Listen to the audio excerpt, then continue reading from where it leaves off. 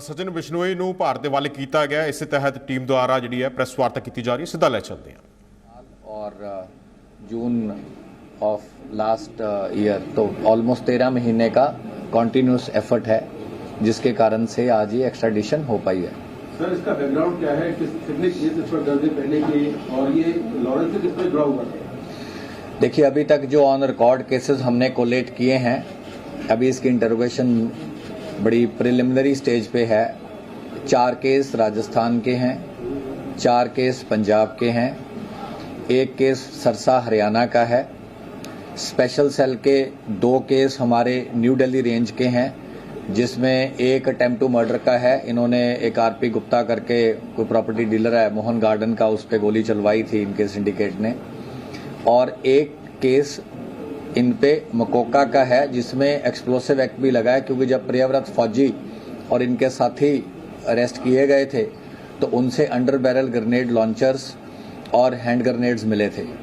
इसके अलावा 3 केसेस हमारे काउंटर इंटेलिजेंस सेल के हैं, क्योंकि आपको भी ध्यान होगा कि हमारी डिफरेंट टीम्स ने, खास तौर पे काउंटर इंटेलिजेंस की टीम ने दोनों वर्टिकल्स जो हैं, लकी पटियाल कौशल चौधरी वाला और लॉरेंस बिश्नोई काला जथेड़ी वाला, उन पे सीरीज ऑफ उनके आपस में क्राइम रहे हैं, एक दूसरे सिंडिकेट्स के अगेंस्ट रहे हैं, या इनके कोई ऐसे लोग जिनको इन्होंने एक्सटॉर्ट किया या इन्होंने अपना विक्टिम बनाया।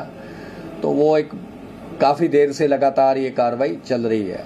तो दोनों वर्टिकल्स पे ही सीआई की टीम ने और तमाम रेंजेस की टीम ने लगातार बहुत अच्छा एक्सटेंसिव काम किया है। सर, इसका क्या होगा कि ये चैनल में फोन किया था और फोन किया था, तो क्या इस बाबत गिरफ्तारी हुई या अभी कुछ पता लगा है कि वाकई मूसेवाला किलिंग में इसका इस हद तक रोल है? क्योंकि ये फेक वीजा या पासपोर्ट पर ये भागा भी था। तो अभी तक की प्रीलिमिनरी इन्वेस्टिगेशन में क्या आया? सर, इसी में ऐड करो, इस रोल क्या था एग्जैक्ट उसकी किलिंग में? वेपन्स प्रोवाइड किए थे, प्लान में था, या सर इसका रिलेशन क्या लॉरेंस बिश्नोई से? इनके फैमिली मेंबर्स कह रहे हैं हमारा कोई रिलेशन नहीं है, बट ये भांजा बताते हैं कहीं इसके जो मेंबर्स। लॉरेंस की जो मदर है और सचिन थापन की जो मदर है, लॉरेंस की जो माँ है, वो इसकी मदर की बुआ लगती है। तो लॉरेंस जैसे गांव में होते हैं, सगे होते हैं, तो इस तरीके से ये उसको मामा बुलाता है। और इसका नाना और लॉरेंस बिश्नोई का नाना भी आपस में बहुत करीबी रहे हैं, आपस में इनका परिवार का रिश्ता रहा है। अभी तक जो फैक्ट एस्टैब्लिश हुआ है, जिस बोलेरो में सिद्धू को चेज किया गया वो इसने ऑर्गेनाइज करवाई। वेपन्स का डिस्पोजल जो था, वेपन जैसा कि हम जानते हैं 2 पार्ट में बंटे। एक पार्ट रह गया जो मनप्रीत मानू था और दूसरा जगरूप रूपा था। एक पार्ट ऑफ वेपन उनके पास रह गए। दूसरे वेपन जो 4 शूटर थे, प्रियव्रत फौजी था, दीपक मुंडी था, अंकित सिरसा था, कशिश कुलदीप था, तो इन चारों के पास जो वेपन रह गए वो रोहित गोदारा ने हैंडल किए। तो उन वेपन्स की जो हैंडलिंग थी रोहित गोदारा वाली, वो भी सचिन थापन ने सुपरवाइज करी। इसके अलावा ये बहुत ही ऑर्गेनाइज्ड, जैसा कि आपने देखा, क्राइम था, जिसमें कि कनाडा से बैठा गोल्डी ब्राड सिग्नल ऐप के जरिए शूटर के दोनों मॉड्यूल से लगातार कोऑर्डिनेट कर रहा था। गांव का आदमी रेकी करके फोटो खींच के कनाडा कॉल कर रहा था सिग्नल पे, और मॉड्यूल अलग अलग थे, शूटर अलग थे, गाड़ियां अलग थी, वेपन अलग जगह से आए। क्रॉस बॉर्डर एलिमेंट था, क्रॉस बॉर्डर पाकिस्तान से, जैसा हमने पहले भी शेयर किया है कि वेपन्स जो थे, बड़े वेपन खास तौर पे, इसमें अंडर बैरल ग्रेनेड लॉन्चर था जो, और AK-47 थी, वो आए। तो आपने काफ़ी ये सारी चीज़ें पब्लिक डोमेन में ऑलरेडी हैं।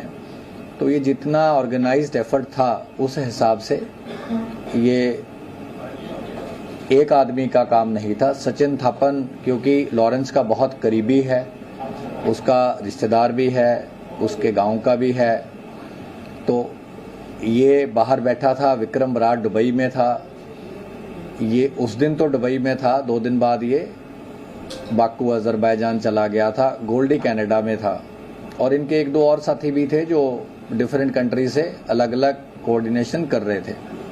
तो ये सारी बातें पहले भी हम बता चुके हैं। तो उस तरीके से इसका काफ़ी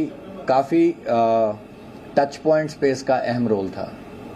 सचिन बिश्नोई जिस फर्जी पासपोर्ट के सहारे विदेश गया था, संगम जहाँ के एड्रेस पे बना था, उस पर आप लोग कुछ जानकारी जुटाए हो, उस पर कुछ कार्रवाई भी? उस पर हमने करी थी। इनफैक्ट आपको याद होगा साउथ डिस्ट्रिक्ट वालों ने कार्रवाई करी थी और उसको एजेंट को भी पकड़ लिया था जिसने इनके पासपोर्ट बनाए थे। इसने टुटेजा के नाम पे बनाया था, अनमोल ने भी फर्जी नाम पे बनाया था, उसको अरेस्ट कर लिया गया था एजेंट को। और दीपक बॉक्सर वाले में जिसने बनाए थे, बरेली से था, उसको हमने अरेस्ट किया था। ऐसे और भी पाइपलाइन में है जो गोल्डी प्लाटू लेके कुछ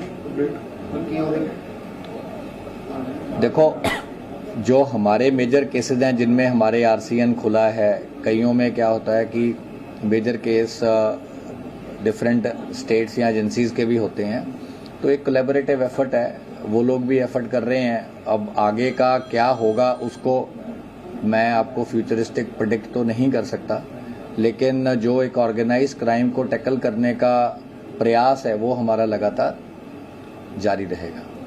सर पंजाबी बोल रहे हैं, सर पंजाबी बोल रहे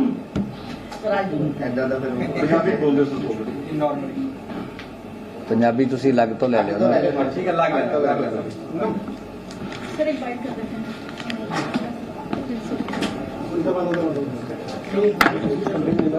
हाँ वही पर लग सकता है।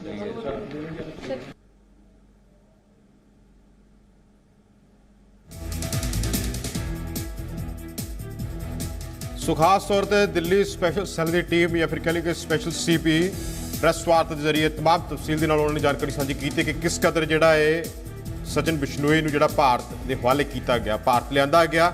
ਕਾਫੀ ਉਹਨਾਂ ਨੇ ਜਿਹੜੇ ਰਿਸ਼ਤੇ ਨੇ ਲਾਰੈਂਸ ਬਿਸ਼ਨੋਈ ਤੇ ਸਚਿਨ ਬਿਸ਼ਨੋਈ ਦੇ, ਉਹਨਾਂ ਬਾਬਤ ਵੀ ਜਿਹੜੀ ਆ ਬਹੁਤ ਤਰੀਕੇ ਦੇ ਨਾਲ ਜਿਹੜੀ ਜਾਣਕਾਰੀ ਸਾਂਝੀ ਕੀਤੀ ਹੈ। ਜਾਂ ਫਿਰ ਕਹਿ ਲਈਏ ਕਿ ਇਹਨਾਂ ਦੇ ਪਿਛਲੇ ਜਿਹੜੇ ਰਿਸ਼ਤੇ ਨੇ ਉਹ ਪਰਿਵਾਰਕ ਰਿਸ਼ਤੇ ਨੇ। ਤਾਂ ਉੱਥੇ ਹੀ ਗੋਲਡੀ ਬਰਾੜ ਦਾ ਸਵਾਲ ਵੱਡਾ ਇਹ ਹੈ ਕਿ ਗੋਲਡੀ ਬਰਾੜ ਹਾਲੇ ਵੀ ਵਿਦੇਸ਼ ਦੇ ਵਿੱਚ ਹੈ ਤੇ ਉਹ ਖੁੱਲ੍ਹੇਆਮ ਘੁੰਮ ਰਿਹਾ, ਉਸ ਨੂੰ ਕਦੋਂ ਕਾਬੂ ਕੀਤਾ ਜਾਏਗਾ। ਹਾਲਾਂਕਿ ਇਸ ਨੂੰ ਲੈ ਕੇ ਜਦੋਂ ਸਵਾਲ ਕੀਤਾ ਗਿਆ ਤਾਂ ਸਪੈਸ਼ਲ ਸੀਪੀ ਨੇ ਜਿਹੜਾ ਜਵਾਬ ਦਿੱਤਾ ਹੈ ਕਿ ਲਗਾਤਾਰ ਟੀਮਾਂ ਲੱਗੀਆਂ ਹੋਈਆਂ ਨੇ। ਸੋ ਸਿੱਧੂ ਮੂਸੇਵਾਲਾ ਕਤਲकांड ਮਾਮਲੇ ਦੇ ਵਿੱਚ ਨਾਮਜ਼ਦ ਸਚਿਨ ਬਿਸ਼ਨੋਈ ਬਾਬਤ ਪ੍ਰੈਸ ਵਾਰਤਾ ਕੀਤੀ ਜਾ ਰਹੀ ਸੀ।